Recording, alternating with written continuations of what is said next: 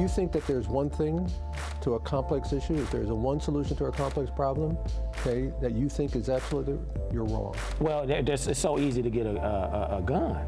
You know, I mean, let's deal with the elephant in the room. I mean, it's so easy for these kids to walk out here and say, hey, I need a gun, and you can get it within 5 minutes. Unless you're a big voice, I don't feel like kids really listen to other kids. Now, I do believe strongly that if a problem is in the community, then the solution's in the community. So it's not just a Cincinnati issue, it's an urban issue around this country. And so we have to figure out how we stem the tide, and then a decade from now, we're not having this conversation anymore. From WLWT, this is Let's Talk Cincy, presented by Western and Southern Financial Group. Put our financial strength behind you. A disturbing increase in violence, particularly among teenagers in Greater Cincinnati, has brought about renewed calls for action. Hello, everyone. I'm Curtis Fuller, and welcome to Let's Talk Cincy. Once again, many are labeling this latest uptick in violence a public health crisis. The spotlight on this crisis could not have been brighter than late Sunday night, July 4th. Smale Riverfront Park was packed with families and teenagers. As the fireworks show was coming to an end, the sound of gunfire erupted. Dispatch reports helped paint the scene down at the park. It was 10:47 at night when the first 911 call came in, reporting a shooting near a playground. By 10:48, a caller reported a 17-year-old girl and a teenage boy was shot. At 10:50, someone called and reported 3 people shot near the suspension bridge. Now, records show 75 police units from all districts responded to the banks. By 10:55, responders found the 4th victim and started performing CPR. At 11:03, a medic rushed a critical patient to UC Medical Center. And then by 11:14, an officer rushed someone to the hospital themselves. By 12:24 a.m., dispatchers said the first victim had died at the scene. Now, police said 2 teenagers were responsible for the shootings. Officers say an argument ended in gunfire between 16-year-old Milo Watson and 19-year-old Dexter Wright Jr. Both teenagers died following this gun battle, and 3 innocent bystanders were injured. Dr. Victor Garcia is a pediatric surgeon at Children's Hospital and founder of the Trauma Center. He's been a leading voice on this issue of gun violence and helped start a project called SERVE, the Cincinnati initiative to reduce violence. The availability of guns, and there, to some extent, there is a culture, but that culture didn't develop out of midair. Kids are not born out of the womb with this inclination to fight and shoot. I want folks to understand that it's not just post-traumatic stress that we're experiencing here in neighborhoods. It's persistent traumatic stress. I mean, what goes through my mind is obviously the tragedy, the inherent tragedy. It doesn't have to be. We now know more about what sort of generates this than we did back then. I was sort of wet behind my ears. I was motivated by the 300% increase in the number of children coming into this hallowed institution with gunshot wounds, and 300%. 300% increase. What seemed like some random event, it's unexplainable. There are explanations as to what we're seeing today, not only globally or nationally, but also here, particularly in Cincinnati. And we know that it's not the individual, it's the neighborhood where individuals grow up in. And if you put what the science shows, the data shows, almost incontrovertible, is that you put any ethnicity, any group of individuals in the environment where the majority of black children grow up, you'll have the same phenomena as far as violence, among other sort of disparities and inequalities. If you think that there's one thing to a complex issue, if there's a one solution to a complex problem, okay, that you think is absolutely, you're wrong. All right? It's multifactorial. It's not the community. all right? You know, people say, well, the community has to sort of get, no, we can't do this. Well, the community didn't sort of design this. The community is not going to be able to do this on its own, right?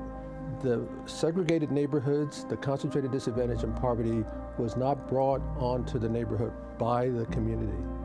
And so what we're going to need to do is to look at how do we transform neighborhoods. And to me, when I hear about, well, the community needs to take responsibility, it's just like pulling yourself up by the bootstraps. That's what we were told. That's what we're being told. That's not going to happen. We need to have then looking a perspective that looks at the systems of systems that has really contributed to what we're seeing today here in Cincinnati. The stop and frisk, we tried that in New York City. People like to think that that's what really contributed. Okay, again, the research would suggest that that's not really what contributed to the decrease in violence. You also have to look at unintended consequences, right? So we did have that here in Cincinnati, if you remember, the whole SWAT teams. That's not going to be the sort of the solution. You haven't given up yet? You're still hopeful? So there's activism, okay, entrepreneurship, social entrepreneurship. I've not given up. I can't give up. I made a promise to a mother whose child died in our emergency room from a gunshot wound, and I said I wouldn't be content doing what I could. I would be content only if I did everything that was necessary.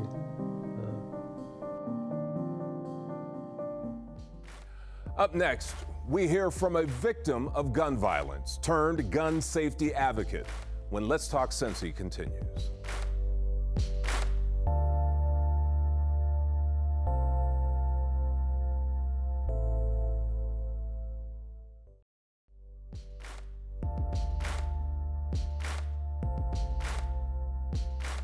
Certainly should be no blame game. It should be coming together and saying, okay, let's check off the box. What are we doing for poverty? How well are we supporting preschool promise? There is no overnight fix. It's going to take about a decade to raise up another generation of young people who love life, love themselves, and love each other. Among the many voices weighing in on this disturbing trend of violence is longtime community leader Paul Booth with the city's Office of Human Relations. He's calling for an all-hands-on-deck approach to attack this problem. Yeah, very, very, very unfortunate. It's very disheartening. The incident that we had at Smell Park, it's just very hurtful. So it's time for obviously discussion throughout the community and putting together a plan that's coordinated and moving forward. I don't want to see, just because this didn't happen in my neighborhood, that it's not me. There's a role for all of us to play. It's our city. If we love this city, we've got to show that we love it. Now the story of someone who has an interesting perspective of guns and violence. Rufus Johnson is the victim of gun violence. Now he is a concealed carry instructor who preaches about the danger of guns in the wrong hands. Who would ever think that you have two young people with firearms down at a park shooting at each other for whatever reason and end up killing each other for whatever reason? You probably understand the mindset of those kids. Yeah, my background, yeah, being, part of, Chicago and the things I have, grew up and looked at and was around. So I was always around people that had a lot of guns for whatever reason, protection. If it was gang, territory or where you lived at in Chicago. So a lot of my friends, they always kept guns just for protection, just because things like that had happened at the park. So it's a mindset. Because you've been shot. Yeah, I was a gunshot victim in Chicago, in my younger days. And that was just, going to school, coming from school 3 o'clock in the daytime. And just because you lived in the wrong different area or different territory you didn't belong in, you was attacked with violence. So that's just how that happened. Just because I lived in a certain part of the area, I grew up in Rockwell Gardens, but the school I went to was Crane High School. And so if you was from Rockwell Gardens, you didn't have no business over at going to Crane High School because that was a disciple territory. So you didn't. So if you was from another area, that's the penalty that you pay. That's being shot. I mean, for me, that was like 17, 18, and it's a reality for me because, every morning that I get up, I still have a bullet in my head that I have to deal with. You know what I mean? Like, wow, when you talk about trauma, I live with that every day and still get out here and, do what I need to do. But at the end of the day, being in that lifestyle and knowing that I was a victim, I can just imagine how young people is feeling today in 2021. And when you say in your head, you mean literally? Literally, inside, a large about my temple. Right.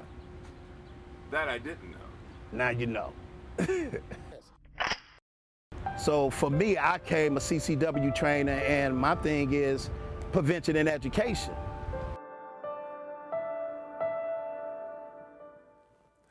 Up next, making their voices heard. It's kind of hard because, my mom is one of those moms that's like, she cares a lot, and it's like, for y'all to be out here doing this, it kind of stops me from like being a kid or being a young adult and going out there and trying to live life. What young people are saying about the increase in violence in our city. Plus, caught in the crossfire, a local mother describes learning that her daughter was shot at Smale Park. Their story when Let's Talk Cincy continues.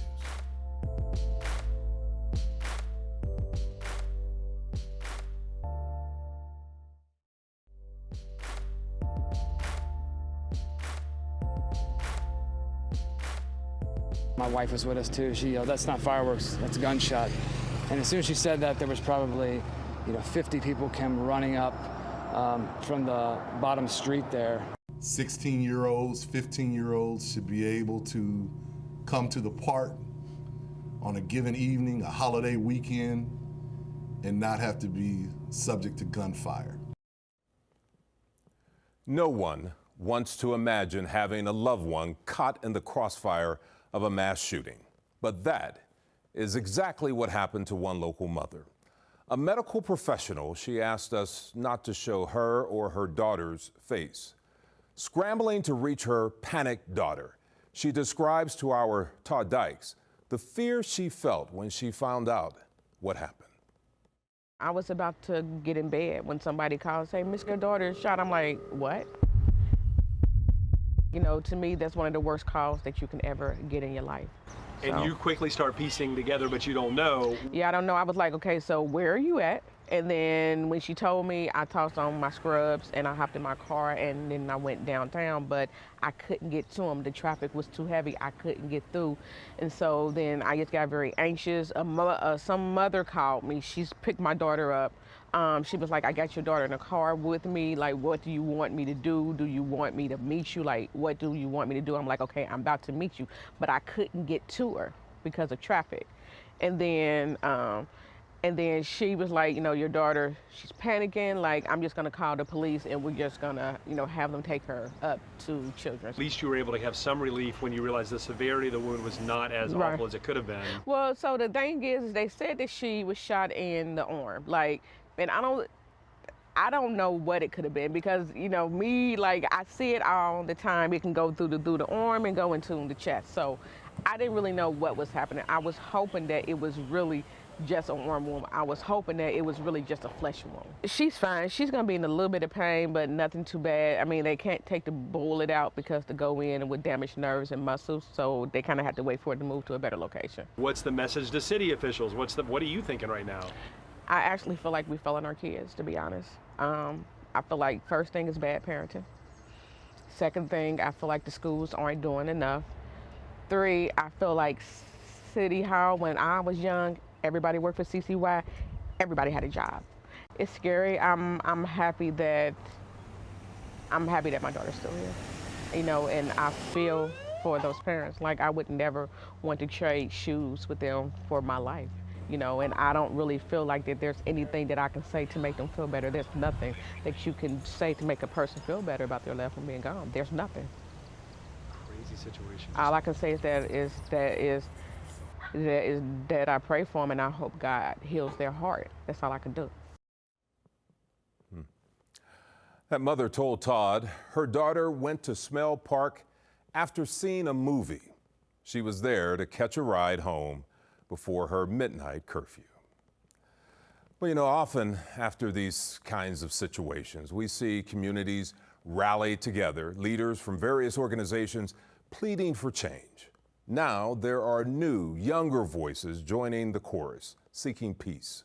Some of those teenagers shared their thoughts with our Lacey Roberts. A call to action. Normally we speak to community leaders, those in the schools, but now we're talking to a voice that you normally don't hear. Students and that younger generation. It's easy to go buy a case of waters, but it's easier to go pick up a gun and go shoot somebody. The surge in teen violence is leading activists and organizations to come together, trying to find solutions.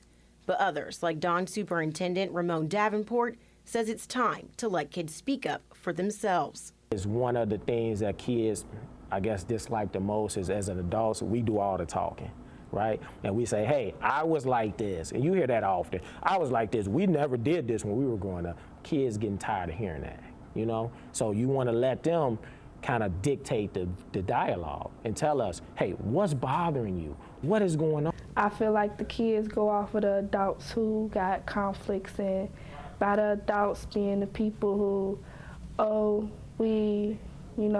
they don't solve problems like they used to anymore. Y'all don't talk it out as much. So then when the kids see it, it's just like, oh, if they not gonna talk it out, what I gotta talk it out with you for? It's sad because all the kids out here, it's like they not even old enough. They haven't even lived life yet. And it's like, y'all are 14, 16, it's just so many killings out here that it's just like, it's sad at this point. Y'all taking it from the neighborhoods and y'all bringing it out into public places where everybody are used to coming. And we are used to having fun at, like, on the 4th, everybody used to going to the banks and watching the fireworks, and for all this stuff to be happening, it's just like, for what? Honestly, I really don't know how to feel. Like, it's just, I really feel upset because I feel like kids should not be getting shot. Like, some of them are still trying to finish out school and they're not gonna be able to do that.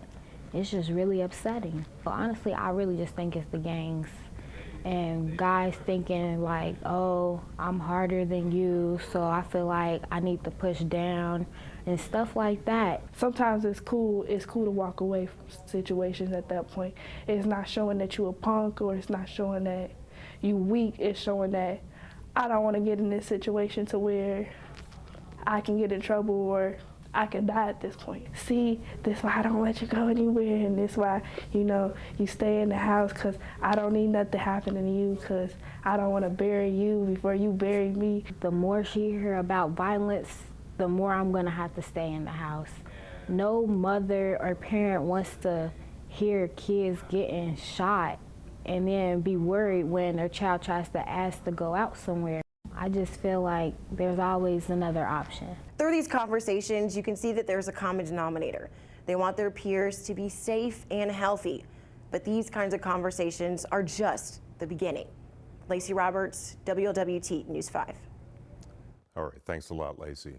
Now, Krissa and Rania are role models to their peers. Both are mentors over at Dawn Academy. Well, lending a helping hand to young people, helping them achieve the mentoring programs, making a difference when Let's Talk Cincy returns.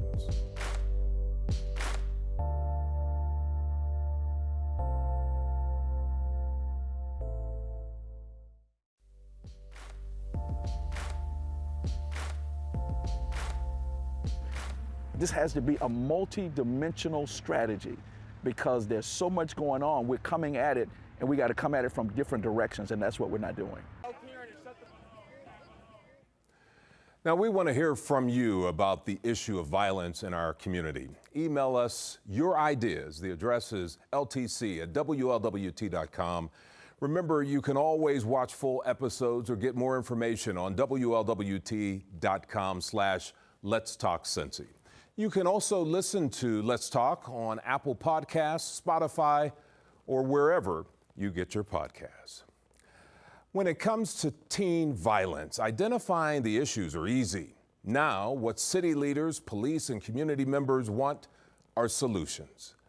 We've heard calls for more resources and programs for kids to be involved in, but people working with kids in existing programs want folks to know the work is being done, but they need more mentors. Ashley Kirkin has our report. Following a night of violence where police say 2 teenagers killed each other at Smale Park, there are now calls for a group effort to stop the killing. This is going to take everyone being involved. Maurice Stewart is involved. He's currently the program director for Upspring Cincy, a nonprofit serving youth experiencing homelessness, and a board member for the Cincinnati Youth Collaborative. He says there are already dozens of programs available to kids, but they need the adults. We need mentors. We need people willing to engage with our youth, willing to spend some time. One of the things that helps youth and kids build resiliency skills is an engaging relationship with an adult. Every Saturday at Ziegler Park, kids get that uplifting adult interaction through the Saturday Hoops program. We have the X. You know, the upward escalator in life is faith and education. Downward escalator is guns and drugs. Saturday Hoops serves 700 kids a year. Chairman Adam Turer says Saturdays give kids something to look forward to. It's a celebration of their week. Hey, on Friday night, they better go home early and get to bed because they have to get up early in the morning and go to Saturday Hoops and expend all that energy in a positive way. Just so happens we ran into a mentor and his mentee throwing the ball around at Ziegler Park and got a first-hand account of the positive impact their relationship has had. He teaches me a lot of things and new things. What's the best part about him being your mentee? Playing basketball, joke a lot, and playing with me. You know, another testament to these programs, Adam Turer tried to find us kids from his program to talk to us about what is so important to them, working on school projects and just doing something positive. And he attributes that to the mentorship that they get at Saturday Hoops. Well, that's all the time we have for you today. Thanks for joining us. I'm Curtis Fuller. Hope you can join us for another edition of Let's Talk Cincy.